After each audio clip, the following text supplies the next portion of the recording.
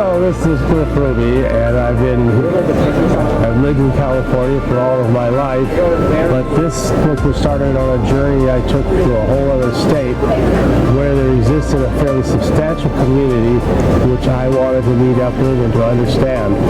So that is, in a nutshell, what that was all about. But other than that, just a regular guy who cares enough about what's going on. I started writing as something I enjoyed doing even just in school, so I enjoyed coming up with essays and other subject matter and researching things out. I also read a number of really interesting and worthwhile essays by various essayists, which really impressed me with that format. So I really like writing about things that are real, that are substantial, and trying to explain it and how to get the point across, whatever it may be. So that's kind of the main start of me writing. So what do I mean by a resurrection? Well, I actually talk about it right here in page 5 of my resurrection book. Let me just read a little excerpt that kind of illustrates what it's all about. Example, with this status comes a divine authority to represent God's interests in this world. As Canon Francis J. Ripley writes in This is the Faith, the Church is the continuance of the work of a divine person. She will never fail because Christ can never fail. For every Calvary will be followed by a fresh resurrection. Even so, to speak of a resurrection of the Church is not to imply that the Church has died, such that it must be brought back to life, though for billions so long bereft of the teaching and guidance and sacraments of that Church, finding it still alive must indeed seem like such a resurrection from the dead, but rather that the mystical body possesses within itself that powerful resurrection life as was sufficient to bring him back from his literal death at Calvary.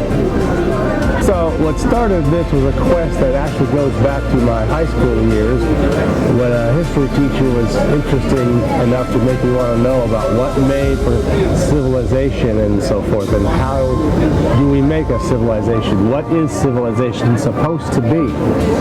So I've sought that. I went down a lot of blind paths before gradually I found the Bible, and then the church in a general sense, and then the church in a stronger sense, and finally I found out the traditional Catholic faith was really that church that started with the Bible. It's not so much a moment, it's a matter of learning bit by bit what the church had been, because I hadn't known either. So I kind of had to discover it the long way around by finding the same fake church everybody else does normally. And then I started learning about what the real church was like, and especially once I started to see it, that's when I came to realize there's really something different here, something that's not like all the other churches in the world. And that's what I decided I wanted to pursue. So I mentioned how I had to discover the faith bit by bit, and even exploring a number of dead ends until I really hit on the truth. So that's been a long search, and I consider that high school was 1970s, and it's in the 1990s that I finally met up with traditional Catholicism, and it was like, this was it. It's like you grab onto an electric wire, you know when you have, and it was like that.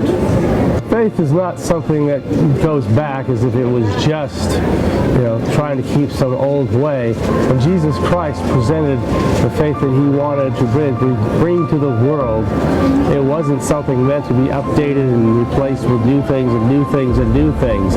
It is something that by its very nature is eternally the most up to date. Everything else we try to do, we try to say, oh, let's update this. It's like updating the styles. So when you see them, their attempt to see what they did to say, oh, we're going to update the church, and now it has about as much style as some of those hippie fashions that, what do they call it, bell bottoms and, crazy jeans and things like that. it's like nothing wrong with that per se. That's just a clothing style. But when it comes to the church, you see, it's not meant to be updating with the fashions of the time, because every attempt to lock itself in a specific time and say, oh, that's really now. And then there comes the next moment, and now it's not now anymore, it's last week's stuff. So the way I'm looking at it, it seems that if that faith itself that was once for all time delivered to the saints is not kept alive, that would be like a promise that God has made, and then God would have to not honor that, because He's always moving within the souls and spirits of human beings to do His will. Well, this book is meant to be the perfect start here, especially if you just want to read and learn all about it.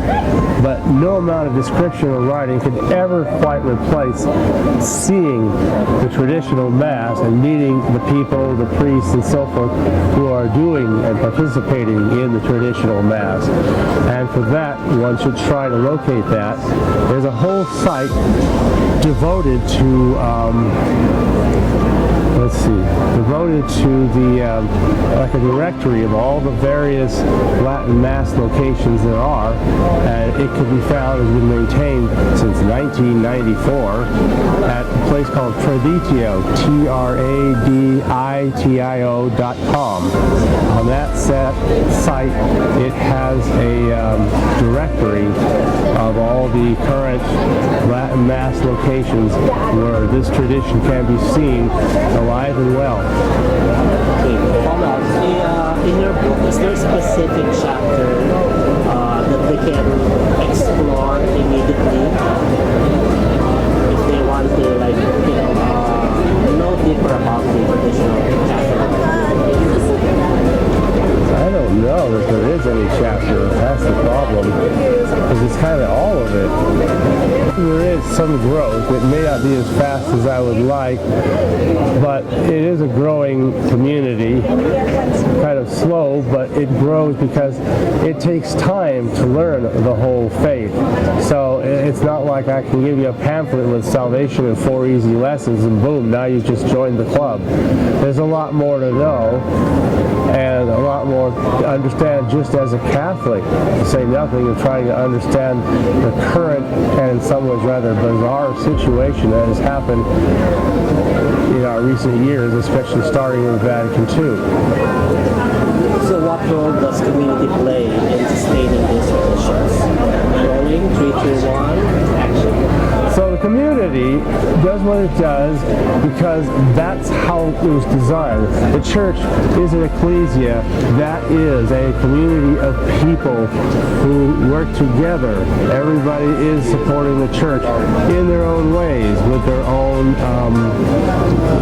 practice of immorality, with their support of the church, and in their active and specific and direct participation on the part of those of the consecrated religious, as well as the priests and bishops and so forth, who are most specifically keeping it alive, but also the communities in which these priests and bishops can function and in that way keep the whole faith alive.